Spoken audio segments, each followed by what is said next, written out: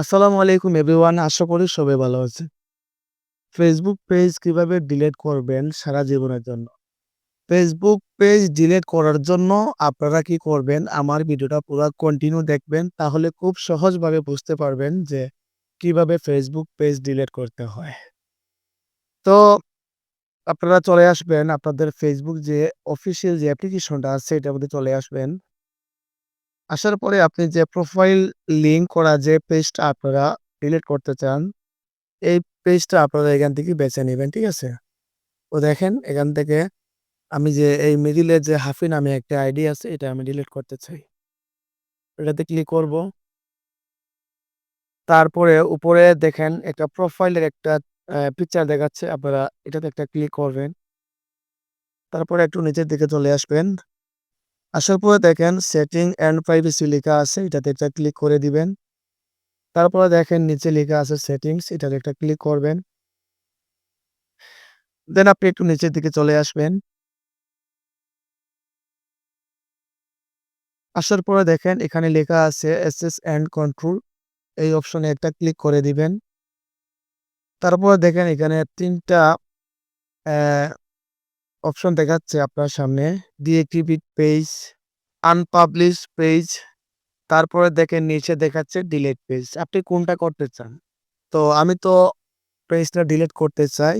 তখন আমি কি করব? নিচে যে দেখেন ডিলিট পেজ এখানে একটা ক্লিক করব। তারপরে এখানে কন্টিনিউ তে একটা ক্লিক করে দিব। তারপরে আমি এখান থেকে আবার কন্টিনিউ তে ক্লিক করব।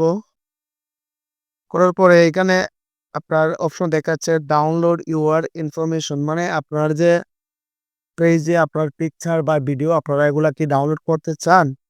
বা যদি করতে চান না তাহলে এখান থেকে সরাসরি কন্টিনিউ তে ক্লিক করে দিবেন। তারপরে যে আপনার যে আইডিটা আছে, আপনার যে মেইন আইডি দিয়ে যে আপনার পেজটা ওপেন করেছিলেন, সেই আইডিটার পাসওয়ার্ড এখানে আপনারা টাইপ করে দিবেন। তো এখান থেকে আমি আমার Facebook পাসওয়ার্ডটা আমি লিখে নিচ্ছি।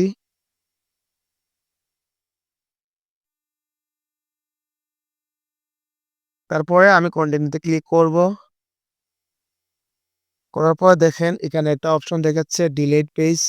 এখানে ক্লিক করলে আপনার কিন্তু পেজটা অলরেডি ডিলিট হয়ে যাবে বা সারা জীবনের জন্য ডিলিট হয়ে যাবে। তো এখান থেকে আপনারা কি করবেন ডিলিট পেজ একটা ক্লিক করবেন।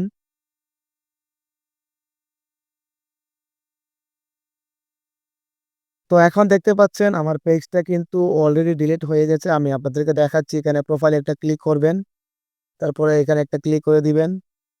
তো দেখেন আমার কিন্তু ১ম এ ছিল হাফি যে পেজটা ছিল এটা কিন্তু ডিলিট হয়ে গেছে। এখন বর্তমানে হাফি 399 পেজটা কিন্তু আমার আছে অলরেডি। তো আপনারা চাইলে খুব সহজভাবে এই ভিডিওটা দেখে আপনারা পেজ ডিলিট করার পদ্ধতিটা আপনারা শিখে নিতে পারেন।